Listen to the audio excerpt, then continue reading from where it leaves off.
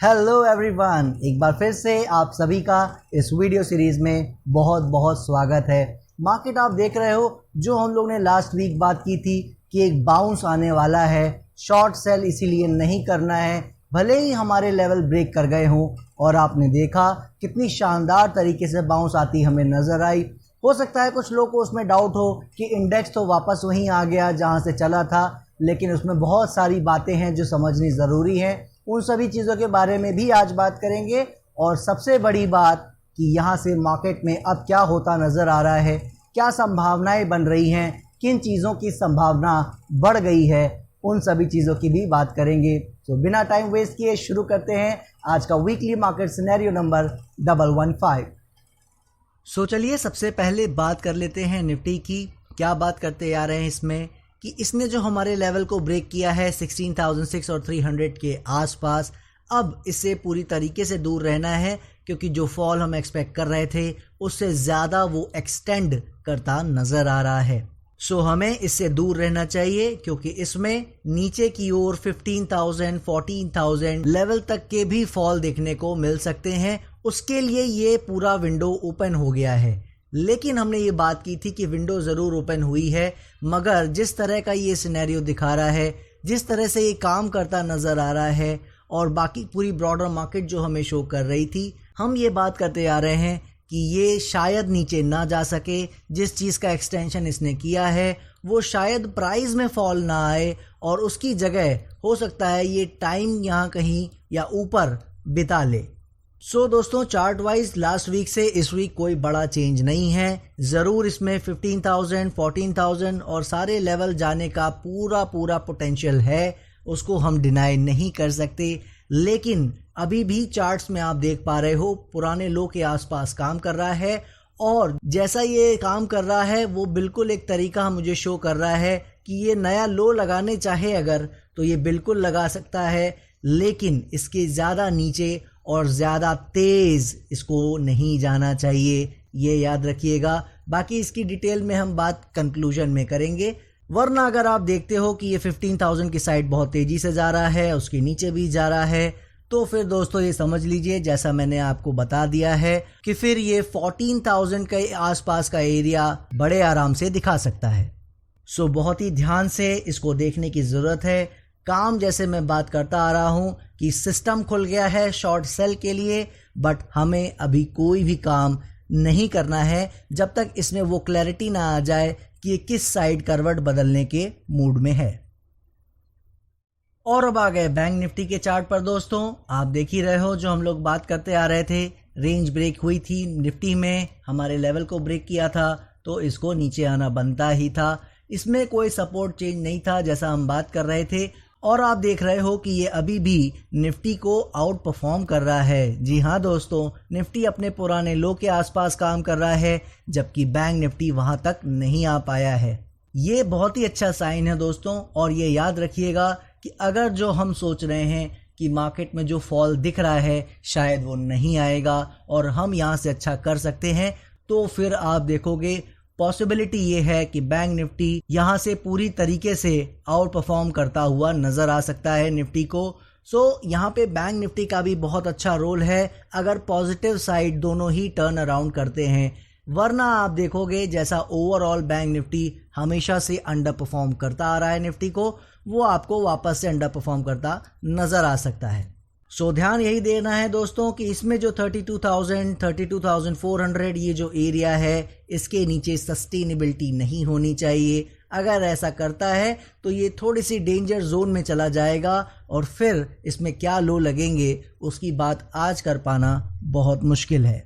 जब तक इन लेवल्स को होल्ड कर रहा है कहीं कोई प्रॉब्लम नहीं है। काम हम वैसे भी बात करते आ रहे हैं, इंडेक्सेस में नहीं करना है अभी जब तक कोई क्लैरिटी ना आ जाए। और अगर आप देखते हो कि 35,300 400 इस लेवल को अगर ये ब्रेक करता ऊपर नज़र आता है अच्छे से, तो आप देख सकते हो कि बैंक निफ्टी बड़े आराम से 37,000 38,000 की साइड जाता नज़र आ सकता है। और अब आ गए फार्मा सेक्टर के चार्ट पर। दोस्तों, आपको याद ही होगा यहाँ पे जब आया था हम अच्छी उम्मीदें कर रहे थे इससे, मगर हमारे लेवल को ब्रेक करने के बाद हमने कहा था कि ये वापस अपने लोस के आसपास बिल्कुल जा सकता है। और क्या देखा आपने, उसी लो के आसपास आके वहां से टर्न अराउंड करता नजर आ रहा है।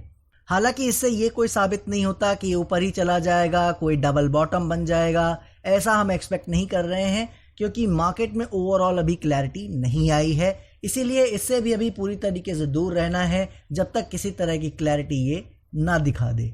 और लेवल आपको हमेशा से पता ही है, जब तक हमारा ये 13,900 14,000 का एरिया डिसाइसिवली ब्रेक ना कर जाए, किसी तरह का कोई भी ट्राई करना हमें नहीं चाहिए। और इसी के साथ बात करते हैं हम लोग केमिकल सेक्टर की। केमिकल सेक्टर में हम लोग क्या बात करते आ रहे हैं दोस्तों, कि ये फार्मा सेक्टर हो या अदर सेक्टर्स हो, उनमें सबसे बेहतर आउट परफॉर्मर की तरह काम करता नजर आया है और ये बहुत अच्छा आगे भी करता नजर आ सकता है। प्रॉब्लम ये है कि मार्केट अभी इसे सपोर्ट नहीं दे रही है। जरा सा मार्केट ने सपोर्ट दिया, ये फिर से आपको नए रंग दिखा सकता है। ऑलरेडी बहुत अच्छा मूव दिया है इस डाउनफॉल में भी।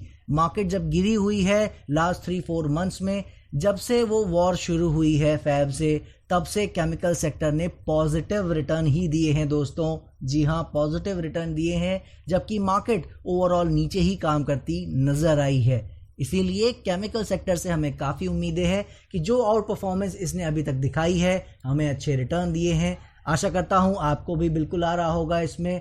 कोई भी अगर आपने स्टॉक उसमें लिया है तो ये आगे भी कंटिन्यू हो सकता है, मार्केट अगर ज़रा सा भी इसे सपोर्ट करती है तो। मेरी नज़र में जिनके पास भी 4-5 मंथ्स या उससे ज़्यादा के टाइम फ्रेम के लिए पोजीशंस हैं, उनको कोई घबराने की ज़रूरत तो है ही नहीं। लेकिन मार्केट की भी चाल को हमें समझना होता है। अगर हम देखते हैं मार्केट में करेक्शन गहराती है, तो ज़रूर फिर हमें एक बार जो भी थोड़ा बहुत प्रॉफिट या लॉस हो रहा हो, उसको दे के निकलना पड़ सकता है। और अब आ गए मेटल सेक्टर के चार्ट पर दोस्तों। याद ही होगी आपको ये लाइन, क्या हम बात करते आ रहे हैं, इससे दूर रहना है जब तक 6400 के ऊपर काम करना शुरू ना कर दे। इस तरह का कैरेक्टर इसने शो किया था यहाँ पे, और आपने देखा है उसके बाद से क्या इसका हाल हुआ है। हालांकि हम इसमें काफ़ी बुलिश थे और हमारी उम्मीद थी कि अगर मार्केट अच्छे से काम करेगी, ज़रा सा सपोर्ट देगी, तो ये बहुत अच्छा यहाँ से काम करता नज़र आ सकता है। लेकिन हम सभी ने देखा कि मार्केट ने बहुत ही ज़बरदस्त तरीके से टर्न अराउंड किया और सपोर्ट लेवल्स को ब्रेक किया है। इसके कारण मेटल सेक्टर भी अब ज़्यादा अंडर परफॉर्मेंस करता नज़र आ रहा है। इसमें भी किसी तरह का कोई चेंज नहीं है। मार्केट ज़रा सा संभली है, ये भी बाउंस दे रहा है, मगर अभी भी बाउंस की कैटेगरी में ही है। जब तक कोई क्लैरिटी ना नज़र आए, इससे भी पूरी तरह दूर रहना है। और अब आ गए एनर्जी सेक्टर के चार्ट पर दोस्तों। याद ही होगा आपको ये लेवल किस तरह से काम किया है, आप देख ही रहे हो। हमारे सपोर्ट एरियाज को अभी भी होल्ड करता नजर आ रहा है। इसमें भी किसी तरह का कोई चेंज नहीं है। अगर मार्केट संभलती है जो हम एक्सपेक्ट कर रहे हैं उससे, तो आप देखोगे ये one of the best out performer बन के निकलेगा। बहुत अच्छे से काम करता ये नजर आ सकता है। वरना अगर मार्केट ही पूरी तरीके से टर्न अराउंड कर जाएगी डाउन साइड, तो ये भी सारे लेवल ब्रेक करके नीचे आता आपको नजर आ सकता है। वरना आपको पता ही है, बहुत अच्छे से इसने काम किया है। पूरी मार्केट में सबसे अच्छे से ये काम करता नजर आया है। इससे हमें बहुत सारी उम्मीदें हैं। इसमें अभी भी बने रहना है। किसी तरह की प्रॉब्लम मुझे एनर्जी सेक्टर में बिल्कुल भी नजर नहीं आ रही है।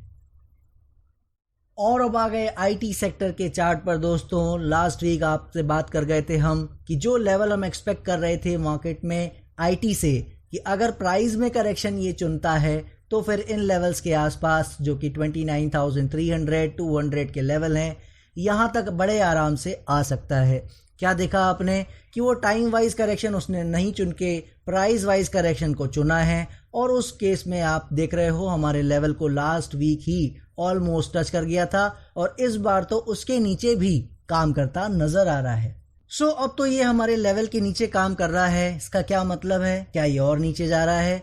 देखिए दोस्तों, जब मार्केट कोई करेक्शन चुनती है, अगर टाइम वाइज चुनती है, तो उसमें कितना टाइम बिताएगा उसकी एक एक्सपेक्टेशन होती है हमें। उससे ज़्यादा भी बीत सकता है, उससे कम भी बीत सकता है, राइट? क्योंकि हम मार्केट को डिक्टेट नहीं करते हैं, हम उसके फॉलोअर हैं। इसी तरह जब हम देखते हैं कि मार्केट में कोई इंडेक्स, कोई स्टॉक प्राइस वाइज करेक्शन चुन रहा है, तो उसमें एक एक्सपेक्टेशन होती है हमारी, जिसमें हमने ये लेवल आईटी सेक्टर में दिया था।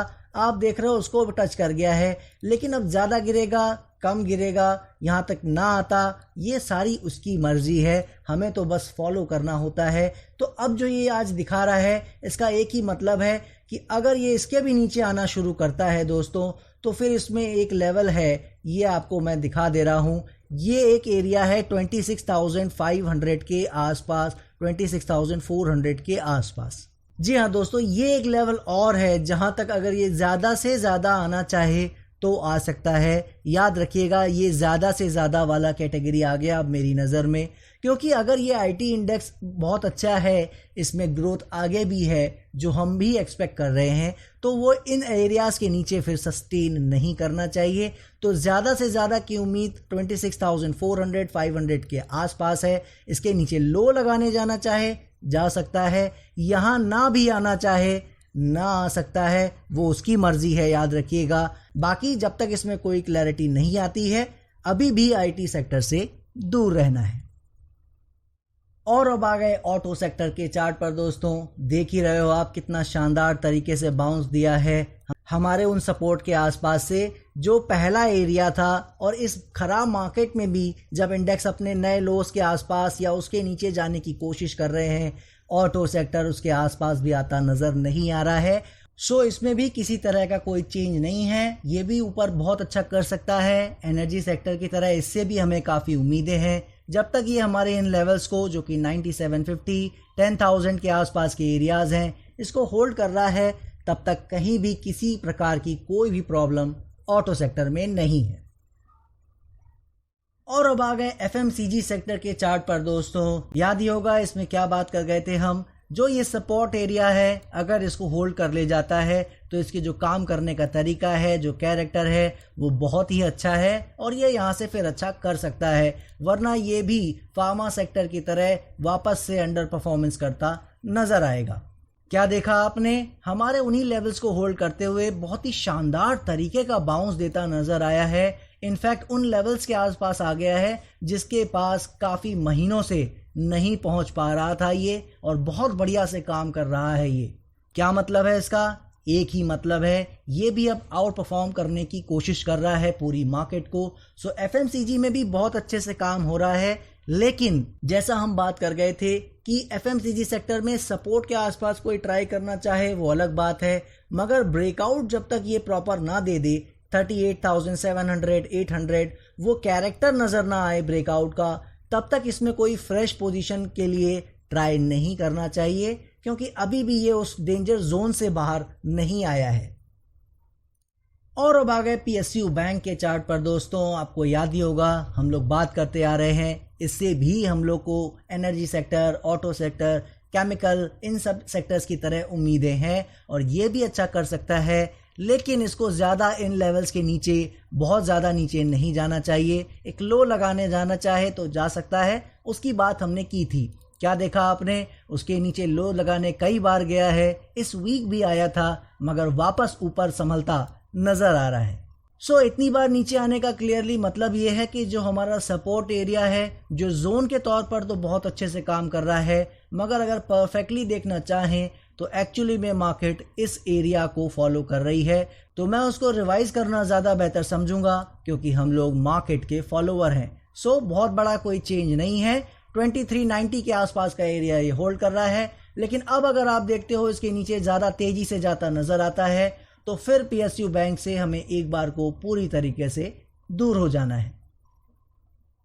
और फाइनली आ गए रियल्टी सेक्टर के चार्ट पर दोस्तों, आप देख ही रहे हो जो हम कह रहे थे कि जो ये लेवल ब्रेक नहीं करना चाहिए था उसको ब्रेक करके इसने अंडर परफॉर्मेंस चुना है, और जो हम बात कर रहे थे कि एफएमसीजी में भी पॉसिबल है, लेकिन अगर लेवल ब्रेक नहीं करेगा तो वो अच्छा करेगा।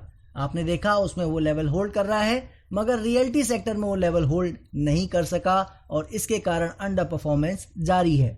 सो इसमें भी कोई आपका टाइम वेस्ट नहीं करूंगा। हमारे जो सपोर्ट एरिया दिए हुए हैं प्राइस वाइज करेक्शन के हिसाब से, अभी यहाँ तक भी आना चाहे तो आ सकता है, यहाँ कोई प्रॉब्लम ऐसी नज़र नहीं आ रही है। फ्रेश पोजीशन सीकर्स जो हैं, चाहे वो सपोर्ट बायर हों चाहे वो ब्रेकआउट बायर, अभी मार्केट में क्लैरिटी जब तक ना आए इससे तो पूरी तरीके से दूर रहना है, क्योंकि अंडर परफॉर्मेंस अभी भी इसमें जारी है। सो ये देखे आपने सारे चार्ट्स और इसमें इंडेक्सेस ने किस तरह से काम किया ये अभी मुझे बताने की ज़रूरत नहीं है, बट स्टिल अभी हम उसके बारे में आगे बात करेंगे। सबसे पहले बात करते हैं यहाँ निफ्टी की। निफ्टी ने हम जो लास्ट वीक बात कर गए थे दोस्तों कि ये एकदम बिल्कुल क्लियर है कि उसका जो ओवरऑल काम करने का तरीका है वो दिखा रहा है कि हमारे लेवल ब्रेक कर गए हैं और ये बिल्कुल 14,000 साइड भी जा सकता है बड़े आराम से, उस तरह के सिनेरियो बन रहे हैं। लेकिन उसके बावजूद हमने आपसे ये बात कही थी कि हमारे ही लेवल ब्रेक करने के बावजूद हमारे जो आधे से ज़्यादा मिनिस्टर हैं वो अभी भी यही कह रहे हैं कि मार्केट शायद नीचे ना जा सके, और इसीलिए हमने कहा था कि इतना कन्फ्यूजन है तो बाय हम भले ना कर सकते हों, शॉर्ट सेल हमें नहीं करना है, क्योंकि अगर मार्केट ऊपर नहीं भी जाती है, अगर जो हमें हाफ मिनिस्टर्स दिखा रहे हैं कि ये ऊपर जाने वाला है वो भी अगर हम गलत हो जाते हैं पूरी तरह से तो भी एक बाउंस एक्सपेक्टेड है, और उसमें गलत हो जाएं वो थोड़ा सा अनलाइकली है। इसलिए हमने बात की थी कि भले आप काम ना करें वो ज़्यादा अच्छा रहेगा, मगर शॉर्ट सेल नहीं करना है। क्या देखा आपने, कितनी शानदार तेज़ी दिखी, एक ही दिन में 400-500 पॉइंट्स का ज़बरदस्त मूव हमें निफ्टी में देखने को मिला, और उसके बाद गैप डाउन भी हो गया, फिर गैप अप हुआ, फिर एक अच्छी चाल आई और पूरे वीक ऊपर नीचे करके नीचे ही फाइनली बंद हो गया। सो जब इंडेक्स नीचे ही बंद हो गया है तो किस तरह से बाउंस स्टार्ट होने की बात मैं अपने वीडियो के शुरू में कर रहा था, यही आपको बताना है दोस्तों कि इंडेक्स ने अभी भले उस तरह से नहीं दिखाई है चाल जो उससे उम्मीद है, लेकिन अब आपको ये समझने की ज़रूरत है और सोचिए इस बात को 2 मिनट के लिए, क्या बाउंस वाकई स्टार्ट नहीं हुई है। जाके देखिए, जो इंडेक्सेस की बात मैं करता आ रहा हूँ उनके स्टॉक्स को देखिए जाके, शानदार चाल आई, मार्केट में वापस से फॉल आया इंडेक्स में, लेकिन स्टॉक्स जाके देखिए कोई भी वापस आने को राज़ी नहीं था। जो ऑलरेडी अच्छा करने की कोशिश कर रहे थे उनमें से कोई भी स्टॉक नीचे नहीं आया ज़्यादा, थोड़ा बहुत देखिए मार्केट में गैप डाउन आया है तो 1-2% नीचे आए, लेकिन जब भी ऊपर जाने का मौका आया तो जो 1% नीचे गिरा वो 3-4% बढ़े, और जो 2-3% गिरे वो 5-7%, 10% भी बढ़ते नज़र आए। सो अगर इस पूरे बात को अगर मैं और आसान भाषा में समझाने की कोशिश करूं तो इसका सिंपल सा मतलब यही है दोस्तों कि इंडेक्स जो निफ्टी है हमारा, बैंक निफ्टी है हमारा, वो अभी भी एक लो लगा सकता है अपने पिछले लो के नीचे। जी हाँ, जो अभी लेवल लगे हुए हैं 15,700 के आसपास, वो अभी इंडेक्स ब्रेक करने जा सकता है, उसमें कोई प्रॉब्लम नज़र नहीं आ रही है। सवाल बस ये है वहाँ हमें ध्यान क्या देना है वो आपको देख करना पड़ेगा कि जो कैंडल्स हैं वो बड़ी बड़ी बन सकती हैं 400-500 की पॉइंट्स की, ये मेरी बात ध्यान से सुनिएगा, कैंडल्स बड़ी बड़ी बन सकती हैं नीचे आने के लिए, लेकिन वो लगातार नीचे नहीं आना चाहिए। जैसा आपने इस वीक देखा, एक कैंडल बड़ी नीचे बनी, फिर एक कैंडल ऊपर बड़ी बन गई, फिर एक कैंडल नीचे बड़ी बन जाए, नया लो बना दे, फिर एक कैंडल ऊपर, इस तरीके से ऊपर नीचे करते हुए जिगजैग फॉर्म में मुझे कहना चाहिए वो नीचे आए ज़रूर, लेकिन बहुत ज़्यादा नीचे ना आए, बहुत तेज़ नीचे ना आए। तेज़ का मतलब है लगातार बड़ी बड़ी कैंडल नीचे बननी नहीं चाहिए, और जो लो है वो अगर 15,500 से 300 के बीच में बन जाए तो इससे बेहतर मुझे कुछ भी नज़र नहीं आ रहा है। ये याद रखिएगा, ये मैं वो सिनेरियो बता रहा हूँ जहाँ मैं ये मानने को अभी राज़ी नहीं हूँ कि वो 15,000 से नीचे 14,000 की साइड, इवन 13,000 की साइड भी जा रहा है, ऐसा अभी मैं मानने को राज़ी नहीं हूँ। तो अगर वो ऐसा नहीं करेगा तो मार्केट कैसे, किस सिनेरियो में ऊपर जा सकता है उसकी बात हम यहाँ कर रहे हैं। स्लोली अगर नीचे आता है, नीचे ऊपर करते हुए अगर 15,000 की साइड भी आ जाता है वो भी एक्सेप्टेबल है, लेकिन जो मुझे आज बेस्ट सिनेरियो लग रहा है वो ये है कि 15,000 साइड इसे नहीं जाना चाहिए, और ऊपर ही ऊपर कहीं भी 15,300, 400, 500 इन्हीं एरियाज़ के आसपास इसे वो लो लगा के ऊपर की जर्नी अपनी वो बाउंस एटलीस्ट शुरू कर देना चाहिए। और अगर आप ऐसा नहीं होता देखते हो, आप देखते हो कि मार्केट ब्रूटली फॉल होनी शुरू हो जाती है, रोज़ गिरती नज़र आती है, स्टॉक्स भी नए लो लगाते नज़र आ रहे हैं, तो फिर आप ये समझ लेना कि जो एक लास्ट होप हमें दिख रही थी कि यहाँ से भी ऊपर जा सकता है, निफ्टी 20,000 की साइड भी जा सकता है, वो एक उम्मीद हमारी फिनिश हो जाएगी और फिर वही चीज़ें सारी एक्टिव हो जाएंगी जो पूरी दुनिया एक्सपेक्ट कर रही है कि 14,000 आ जाएगा, 13,000 आ जाएगा। 2-3-4 मंथ से ज़्यादा एक बार टाइम में भी एक बार यहाँ पास होने लगेगा और बहुत बड़ा फॉल स्टॉक्स में हमें देखने को उस केस में मिलेगा। मगर मैं आपको आज फिर बता दे रहा हूँ, अभी भी जैसा मैंने आपको लास्ट वीक भी बताया था, मेरे मिनिस्टर्स जो हैं 50% से ज़्यादा उस चीज़ को अभी भी एक्सेप्ट नहीं कर रहे हैं, इसीलिए मैं भी नहीं कर पा रहा हूं। और इस वीक के मूव को देखकर मैं आपसे ये कह सकता हूं कि अगर लास्ट वीक जो मिनिस्टर्स थे अगर वो 55% कह रहे थे कि ये अच्छा कर सकता है, तो इस वीक वो 60% कह रहे हैं कि ये अच्छा कर सकता है। यानी उस होप में एक स्ट्रेंथ और नज़र आई है, पॉजिटिविटी नज़र आई है, उसमें कोई कमी नज़र नहीं आई है, कोई प्रॉब्लम नज़र नहीं आ रही है। हालांकि ये सभी चीज़ें जो मैं आपको अभी बता रहा हूँ, ये सिर्फ निफ्टी और इंडियन मार्केट के जो इंडेक्स लेवल पे जो काम हो रहे हैं या स्टॉक लेवल पे काम हो रहे हैं उसके बेस पे बता रहा हूँ। ग्लोबली हमें किसी भी तरह का रिलीफ आप देख ही रहे हो नहीं मिल रहा है, चाहे कमोडिटी सेक्शन हो, चाहे हमारा ग्लोबल इंडेक्सेस का सेक्शन हो, कहीं भी कोई भी रिलीफ हमें नहीं मिला है ज़्यादा। बट स्टिल अगर हम देखते हैं कि हमारा इंडेक्स, हमारी मार्केट अगर पूरे मार्केट को आउट परफॉर्म करती है तो फिर यही मौका है। अदरवाइज जैसे सब नीचे जा रहे हैं फिर ये भी साथ साथ हो लेंगे। और वो लाइन मेरी याद कीजिए जो मैंने 2-3 वीक्स पहले कहा था जब ये नीचे नहीं आया था कि अगर मार्केट में फॉल आई, अगर यहाँ से वो करेक्शन का साइज़ वाकई बढ़ा तो फिर ये कैचअप करेगा जो अभी तक गिरा नहीं है ठीक से, ये फिर ढंग से गिरेगा और जल्दी गिरेगा। सो ये बिल्कुल सच है कि ग्लोबली हमें कोई सपोर्ट नहीं मिल रहा है, लेकिन जिस तरह से हमारी मार्केट अभी तक काम कर रही है बिल्कुल भी मेरा मन नहीं है कि मैं आपसे एक शब्द भी ये कह सकूं कि मार्केट 14,000 साइड जा रही है, क्योंकि इतना मेरा मानना है कि 15,000 से लौट के तो ऊपर नहीं आने वाली है। बाउंसेस की बात अलग है, ज़्यादा से ज़्यादा चांसेस यही हैं कि अगर मार्केट यहाँ से ख़राब किया उसने सारा कुछ तो फिर ये 14,000 और हो सकता है कोई बड़ी बात नहीं कि 13,000 का लेवल भी ये टच करता नज़र आए। सो जब वो सिनेरियो एक्टिव होगा अच्छे तरीके से, उसमें कोई क्लैरिटी नज़र आएगी तब उसकी बात करेंगे। लेकिन आज जो नज़र आ रहा है, जो अभी भी जो उम्मीदें जगी हुई हैं ऊपर के लिए, उसमें अभी कोई डेंट नहीं है। वो एक ही डेंट लगा था जो हमारे लेवल कटे थे, लेकिन उसके बाद से अभी तक मार्केट ने ठीक से संभाला है। अभी तक सारे स्टॉक, सारे सेक्टर्स अच्छे से काम कर रहे हैं। तो जब तक वो अच्छे से कर रहे हैं वो उम्मीद बंधी हुई है और हमें भी वो उम्मीद बांध के रखनी है। उल्टे सीधे काम नहीं करने हैं, अभी ओवर ट्रेडिंग नहीं करनी है, हो सके तो नहीं करनी है, क्योंकि शॉर्ट सेल ऐसा मैं बताता आ रहा हूँ नहीं करना है। इंडेक्सेस में याद रखिएगा लो लग सकते हैं अगर चाहे तो, वो ज़रूरी नहीं है दोस्तों, क्योंकि बाउंस की शुरुआत तो हो चुकी है। अंडर करेंट जो सेक्टर्स हैं, जो स्टॉक्स हैं, उनमें चाल आनी शुरू हो गई है।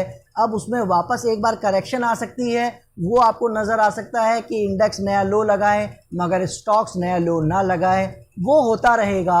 और जो कमज़ोर स्टॉक हैं वो गिरते ही रहेंगे, वो भी होता रहेगा। लेकिन ओवरऑल जैसा मैं बता रहा था कि एक ब्रॉडर सेंस में एक बाउंस की शुरुआत हो गई है, वो अभी तक नज़र आ रहा है, कोई प्रॉब्लम उसमें नहीं है। सो आई होप मैं अपनी बात आपके सामने रख पाया होऊंगा। कहीं कोई दिक्कत अभी तक नज़र नहीं आई है दोस्तों, तो अभी तक घबराना नहीं है।